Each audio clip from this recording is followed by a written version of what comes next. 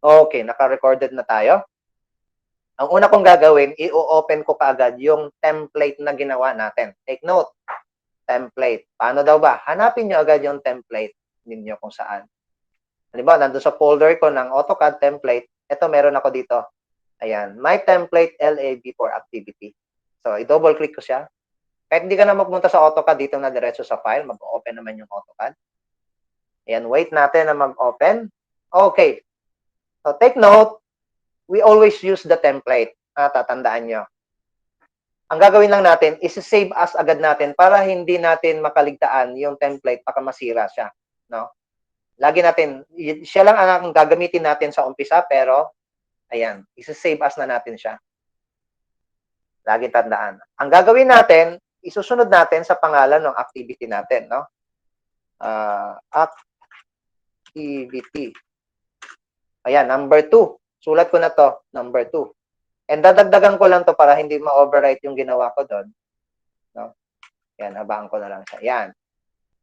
Then, make it sure na file of type, hindi naka-template, no? Kasi may template. Yung inopen natin template. Pero ngayon, dahil isi-save as natin siya, dapat ang kanyang file of type na ay AutoCAD 2014 and yan, drawing. Kung may mataas o mababa kayo na AutoCAD ang gamit nyo, kung ano yung pinaka recent file niya, yun ang gamitin nyo. Kung halimbawa 2020 2017 o kung meron man 2016, yun ang gamitin nyo. Recent niya. Okay? So pareha lang din yun, walang problema. Since itong gamit ko na 2020 version pero ang kanyang save file ay 2018, okay lang yan, no? Then save. Ayan. After natin ma-save, edit natin yung laman kasi hindi ito yung laman ng activity kasi naka-template. Pang ilang activity na raw ang ginagawa natin? 2. Palitan yan. 2. Click sa labas. Double click ang text. Ito rin, palitan ng title. Ang title daw dyan ay absolute coordinates. Ayan. Okay na tayo. Wala na tayong papalitan. Punta na ako doon sa aking model. Magdo-drawing na tayo. No? So, paano daw natin gagawin yon? Next, ang gagawin natin sa instruction na nakalagay sa ating Nuble, ayan,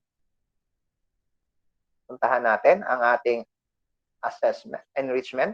Nasa enrichment yung nakalagay. Click natin to. Ayun.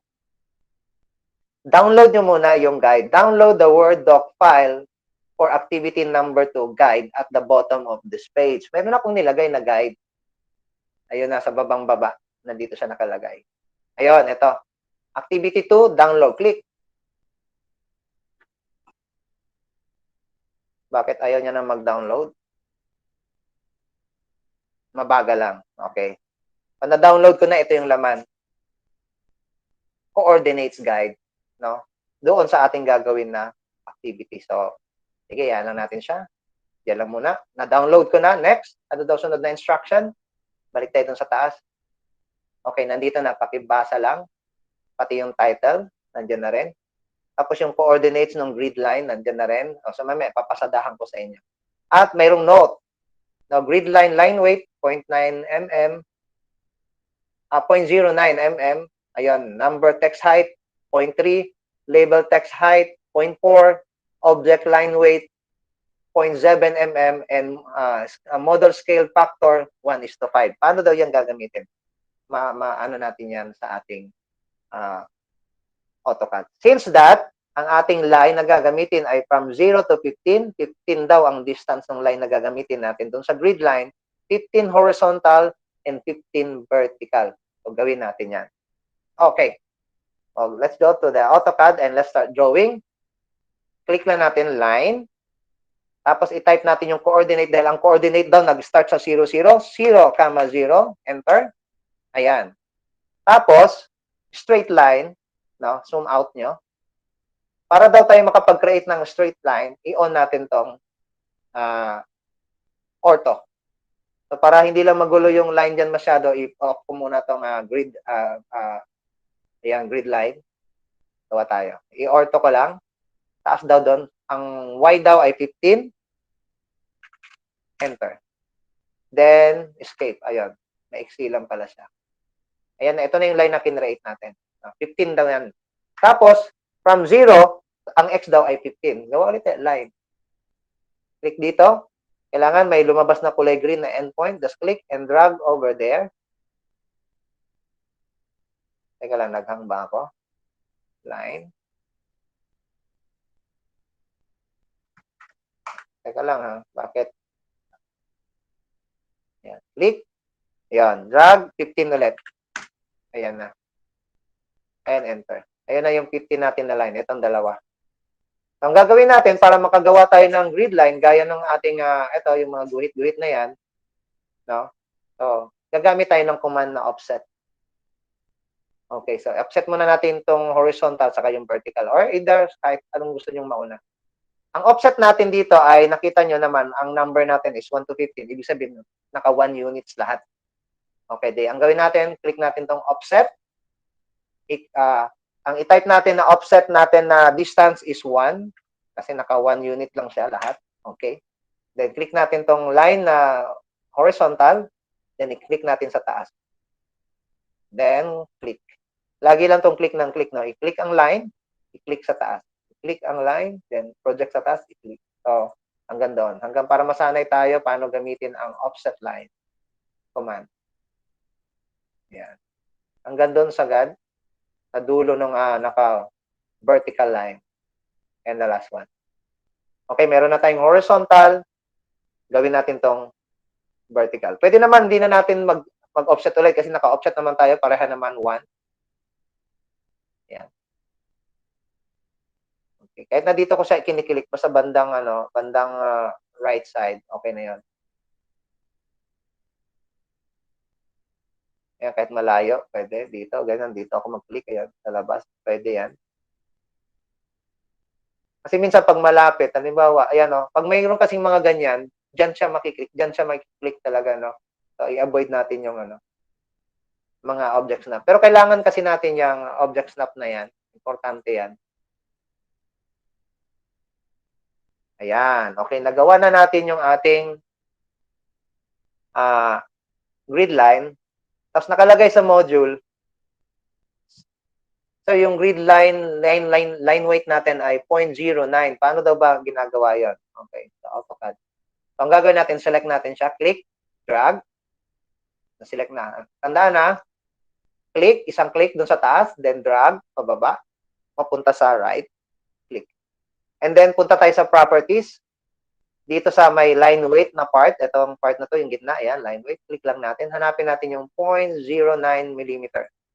Okay, ibig sabihin, yung kanyang line weight ay naka 0.09 na. Okay, so iwanan natin yan. Next, maglalagay tayo ng text. Yung number dito, yung 0, 1, 2, 3 hanggang 15, pati nandun sa vertical. So, tingnan muna natin yung guide. Ano daw yung number text height? 0.3. And then, ito yung tsura niya, no? So, gagayahin natin yan. Okay? Let's go to the AutoCAD again. Ang gagawin ko, gamit ako ng text command. Ito yung text, na to, icon. Click. At mag-click lang muna ako dito. Yan. Mamaya, i-arrange natin. And type natin 0. Okay, so gusto ko ang origin ay naka-center siya. Then, ang kanyang height daw ay 0.3. So, select natin kung may 0.3 kayo, click lang. Pero kung wala pa, naka-highlight dapat, type nyo 0.3. Enter. And then, click sa labas. Pwede nating itapat. Yan.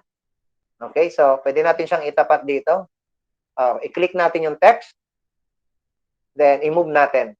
Move. Click yung move button. Magsasabi siya dito sa command box, specify base point for displacement. Dito lang sa gitna ng 0. Tapos i-move ko lang siya doon. Since hindi mo siya mamumove doon sa taas, ng sakto doon sa tapat nito, ang gawin natin, naka-on kasi yung ortho, pwede nating i-off habang naka-active yung command. Click. Ayan. Dito banda. Yan. And then, the remaining na, ika-copy ko na lang siya. Ito yung pag-copy ng mga text na sabay-sabay at the same time na naka-align. I-click ang text. I-click ang copy na button, ito. At i-click yung base, displacement niya. So, mayroon naman sila mga displacement. Katulad nito, itong tapat niya, doon may tapat din. So, i-select natin dito sa tapat niya. Then, i-click mo na lang dito. Click. click. Antayin mong mag-green, saka ka mag-click para doon mismo talaga copy yung object.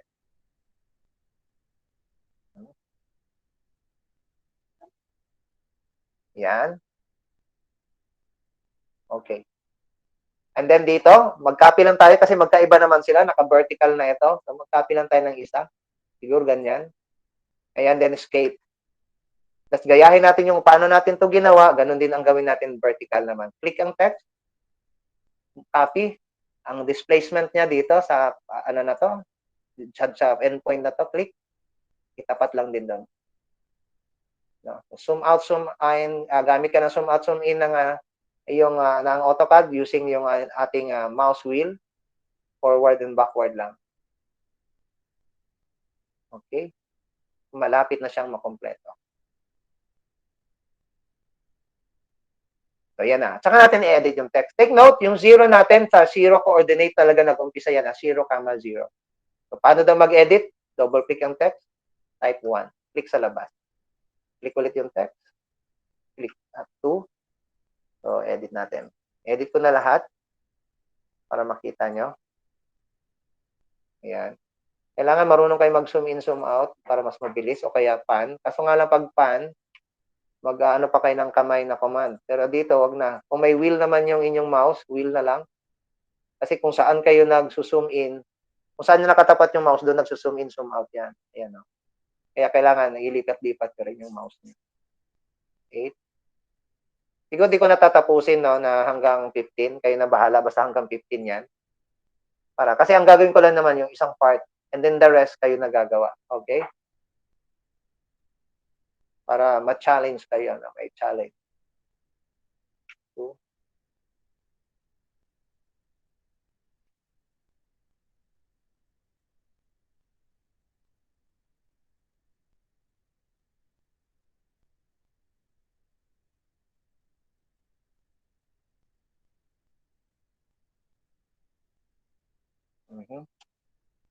And then 8.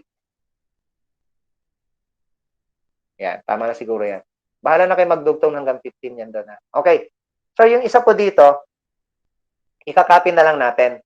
No, magki-create na lang tayo ng copy. Di na tayo gagawa ng panibago. Ito na, ito rin siya. Kaso nga lang may nakalagay doon sa ating module. Sundan lang natin down. Ayun. Yung, ito.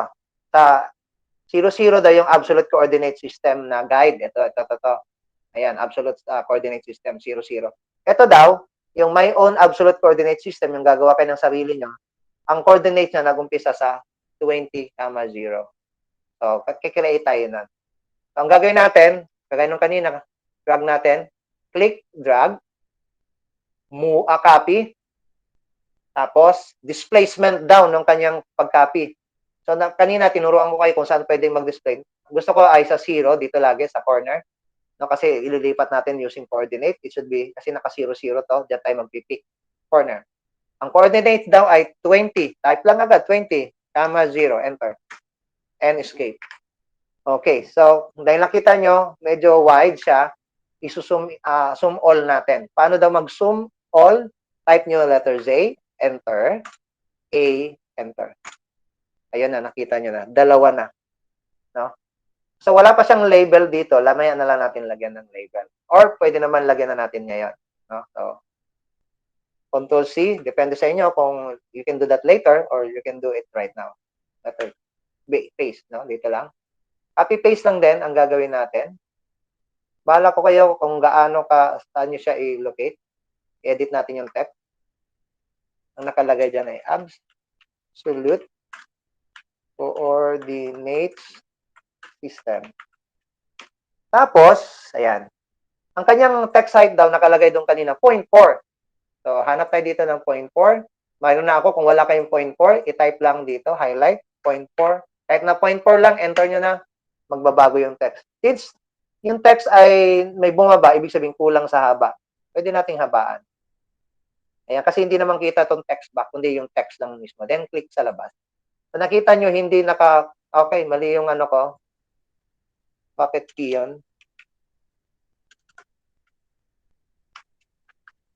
Coordinates. Ayan. Ang gagawin natin, igigit na lang natin siya. No? Click natin yung text. Move. And then, tansyahin natin sa gitna. Gusto nyo itaas, medyo mababa yung pagka-copy ko. Pwede. Okay. Something like this. Yan. Then sa kabila, gawin ko, Control-C, Control-V lang. Copy-paste lang din. So, ganun lang din yung ayos. And this time, i-edit natin. Dagdagan natin, my own absolute coordinate system. Okay? So, tapos na tayo sa pag-label. Ang gagawin natin, mag-drawing na tayo using the coordinate. Since that we download already ng ating coordinate ito, gagayahin na natin siya. So, ang una daw na coordinate sa point A, nakalagay dito sa ating module. Ayan. Yung point A daw, ito, ang coordinate daw niyan ay 0, 1. Starting with absolute. So, let's go on that sa guide. Ayan, verify natin. Type natin. Punta tayo sa AutoCAD. So, let's start drawing in the AutoCAD using the absolute coordinate system. Click natin line. But, bago tayo mag-click ng line, mayroon din nakalagay pala, bago ko makalimutan sa module natin, na yung object line daw, ang kapal ng line ay 0.70 mm. So, i-set na natin siya bago tayo mag-drawing. So, punta tayo sa properties. Hanapin natin yung 0.70. Ayan. Ayan, makapal na siya. At naka-on naman yung ating line weight display. Makikita nyo yung thickness difference from the grid line. Pindot tayo line. Ilagay lang natin yung cursor natin dyan. Hayaan natin siya. I-check natin yung coordinates. 0, 1. Let's start on that. 0, type lang 0, 1, enter. Ayun na yung line natin. Next down na coordinate, sundan lang 4, 1. Enter. Next, 4, 0. Next, 8, 3. Ayun na. Next, 4, 6. Ayun. Next, 4, 5. 4, oops, sir, nagkamali ako ng type. Anong gagawin? Huwag gagalawin. Yung wag i-cancel yung command. Mag-control Z lang tayo, no? Ayan, babalik ulit siya doon sa dati. Kasi pag kinancel mo 'yon, mawawala yung continuity ng drawing natin. So, control Z lang para bumalik sa last na okay yung ating command. So, 4, 5. Saka natin itama yung 4, 5. Enter. Ayun. Then, 0, 5. And the last point, pag last na daw, ang nakalagay sa guide, i-type lang yung C para mag-close. Now, type ang C tapos enter. Ayan. C, enter.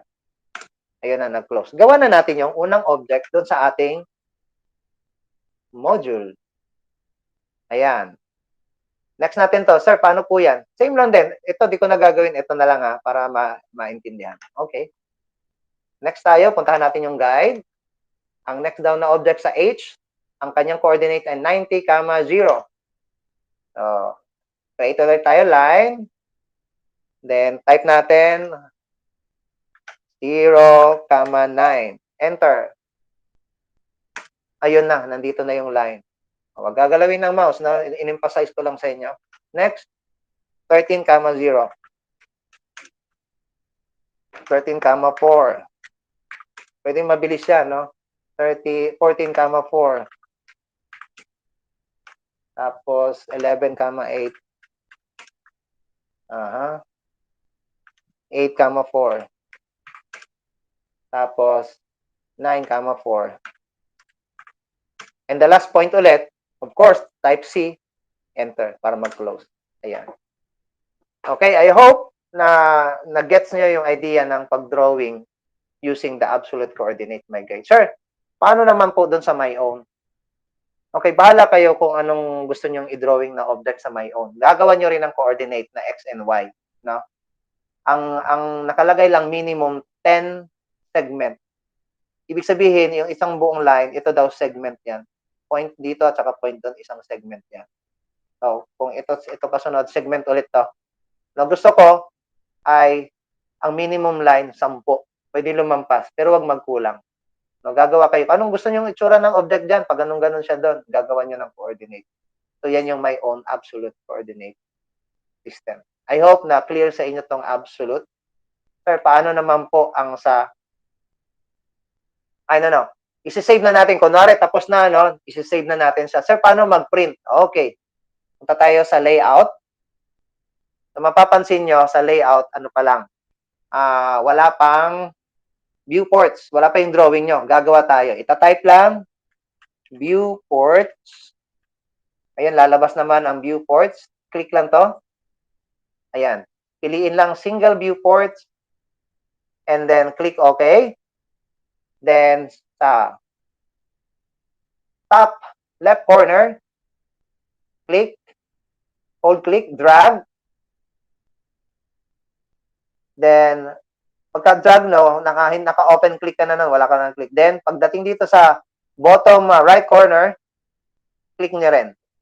Ayun, meron na tayong drawing. Nakita na yung drawing natin sa model. Itong drawing na to, napunta na sa layout. Doon sa box na yun. Ngayon, sobrang laki. Gusto ko pare-pareha tayo na mayroon tayong tinatawag na scale factor.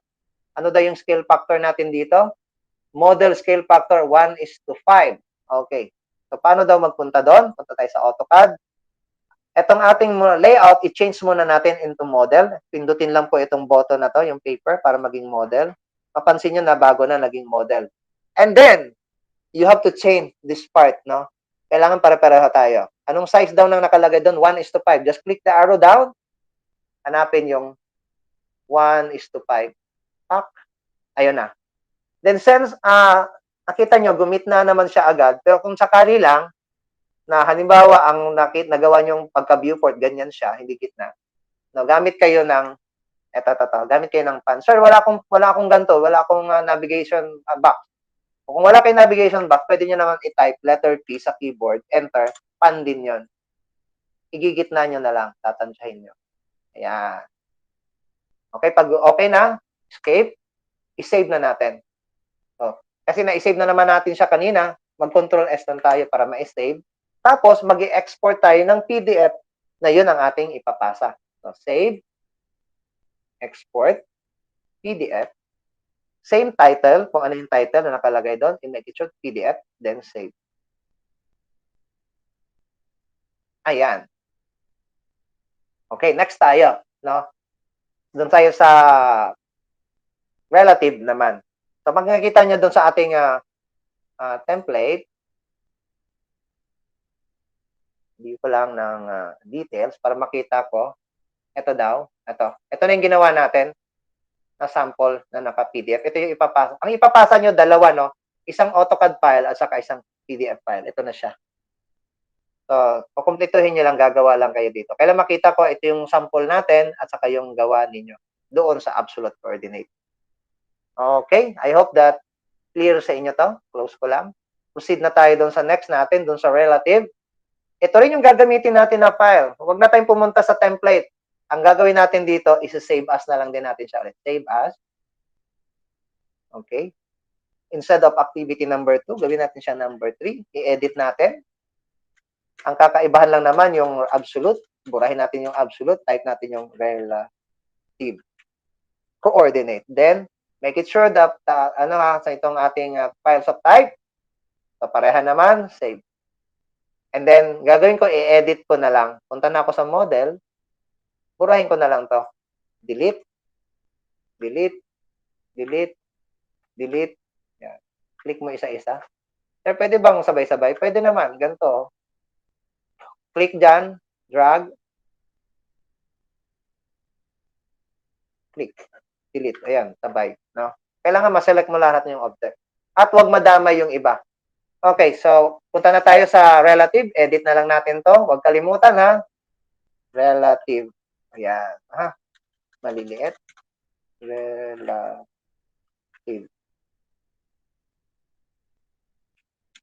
Relative. Yan. Dito, editin natin. Yan. Okay, so next, balik ulit sa module, ipapa-download ulit yung guide ng relative. Nandun sa bottom. Ayan. Activity number 3, relative coordinate drawing guide. Ayan. Nag-download na ulit tayo. Okay, ito yung sample niya.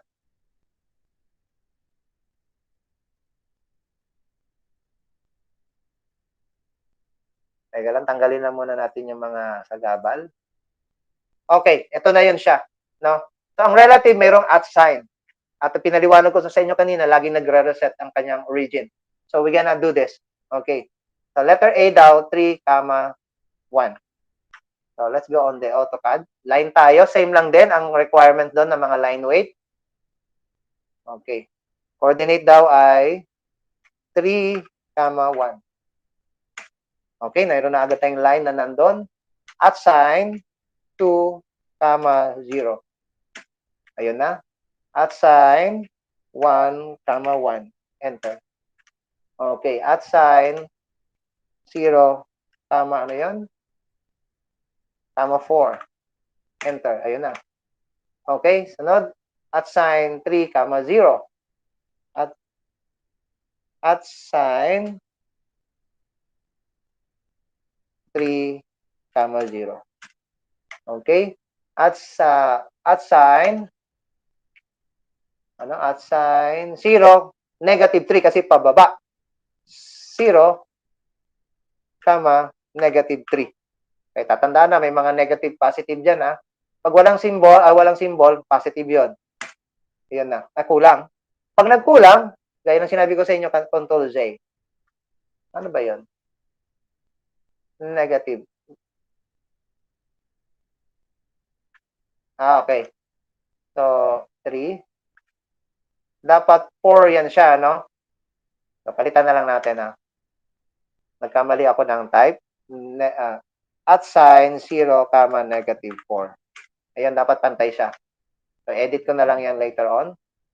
0, at sign 1 dash negative 1. Tama pala. Negative 1. At, nandito na ako. At sign 1, negative 1. Okay, nandun siya pumunta. And so on and so forth. Pag ma-drawing nyo na to, makaka-drawing kayo ng object na nandito sa ating guide. This one. Ito, mabubuo nyo na to. Then, afterward, gagawa rin kayo ng sarili nyo. Ganun din, minimum of 10, segment 10. Bahala kayo kung anong gustong object na pwede nyo gawin dyan sa loob ng grid line na yan. Then, afterward, isi-save natin. So, ganun, kung paano natin sinave yung ating absolute, same lang din dito. Mag-save tayo ng AutoCAD file at mag-export tayo ng PDF file. Okay? So, I hope maliwanag yan dito. Di ko na tatapusin kasi ganun din naman ang kalalabasan. Proceed na tayo sa next. Ito ang kakaiba lang yung ating di ko siya relative polar. So, kasi nga ito gumagamit ng distance. Okay? Paliwanag ko lang. Ito ay from A to B, ang distance daw ay 1, 2, 3, 4. 4, no? So, bakit 4? 5 ang nakalagay doon. Okay, kasi kung ilang units yung ginamit. Kung nag-umpisa tayo dito sa 1, of course, itong point na to, 0 na yan.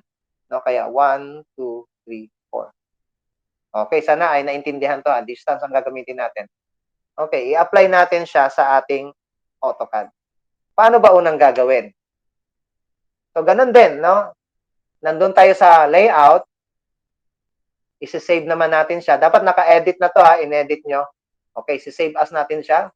Save as. This time naman, activity number 4. Ayan, ganyan.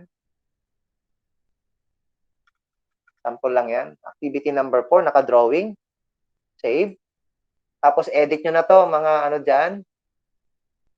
Gawin nyo na tong 4. Ito daw ay, gawin nyo na siyang relative polar. Yan. Ibig sabihin, ini-edit lang natin, no? Yung mga bagay na dapat dito para hindi na tayo mahirapan. Kaya nagpagawa ako ng template. Kasi hindi ka nagagawa ulit ng panibagong template kasi aksayado sa oras. Okay, naka-relative na tayo. Balik tayo sa model. Burahin na lang natin to.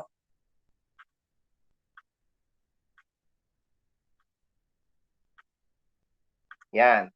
Ang gawin natin, balik tayo doon sa ating module. Meron din siyang dina-download na relative polar coordinate. Ayan. Okay, na-download ko na. Ito yung guide. So, absolute, nag-umpisa tayo sa 1, 1. Kaya gawin natin siya. Agad. Line, 1, 1. Ayun na yung line. No? Next. Nakalagay doon sa B daw ay at sign, ang distance niya 4 at ang ang angle niya 0, no? Less than 0. So, punta tayo sa AutoCAD. At sign, 4 less than, type nyo lang, no? 0. Kaya siya 0 kasi straight line along X. Enter. Ayun, straight line along X. Ha? Next. At sign 2 less than 90. At sign 2 less than 90. Kaya siya less than 90, pataas daw, vertical. 90. Di ba, inano ko sa inyo yung mga degree kanina from X0, 90, nung nakaraan, 90, 180, 270. So, tatandaan natin yan. Next. At sign, 1.41 less than 45. So, ito daw yon sa ating module, no? Itong nakadiagonal na to, ang distance niya ay 1.41 nakalagay doon. So, ano daw ang angle nito? So, balikan natin sa AutoCAD. So, 1.41, I don't know, may nakalimutan ako. At sign, 1.41.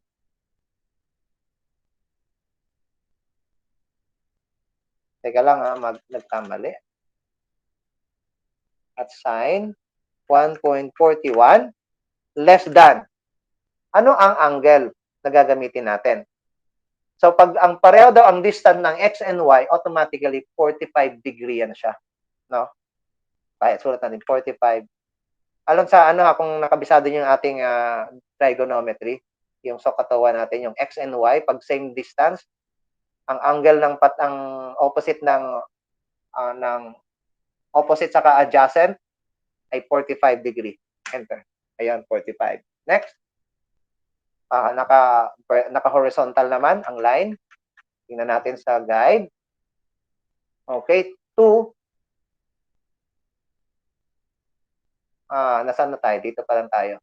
At sign, 3 less than 0. Okay. At sign, 3 less than 0. Enter. Ayun na. Mas pababa tayo. Okay. So, ang next natin ay at sign 1.41 less than 315. Bakit sir 315 ang nakalagay? Okay, type natin yan. At sign 1.41 less than 315. Kasi ang sistema natin dito, kaya 315 siya, mula doon sa X, paikot tayo, no? Pataas. X dito, X, pupunta pa. Ganito ang ikot. Ito yung 0 along X, paikot tayo pa ganon. 90, 180, yan, 270, and back to 360 degree. Pero equivalent din ng 0 yan. Okay, then nakalagay doon, from dito sa X na 0, paikot dito ay 315. Tingnan natin, enter natin. So, ganun yung tsura niya, 315. And then, so on, lagayahin nyo lang dito, dire-diretso na yan, no? Magagawa na natin tong kasunod. So, at sign 2 less than 270. Okay.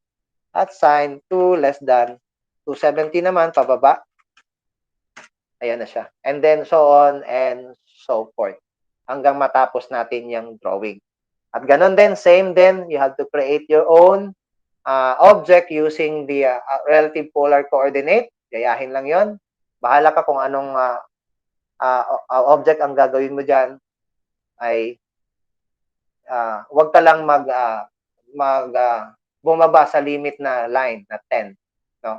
Then same din, isi-save nyo sa layout. Ayan. Gamit din kayo ng kahit na wag nyo nang baguhin yung kasi same na lang din naman yung pati yung kanyang tawag dito, yung kanyang scale, naka 1:5 na rin siya. Na makikita lang natin dyan yung drawing lang magbabago. Of course, yung mga label, palitan nyo lang. Kung ito daw ay relative polar na, type nyo na relative polar. Kasi kasama yan sa ginigradean. No, kailangan ay kayo dyan, aware kayo. Yan, okay.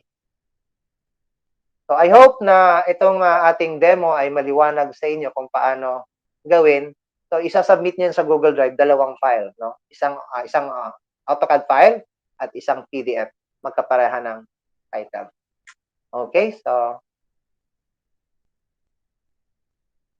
tigil ko lang yung ating recording.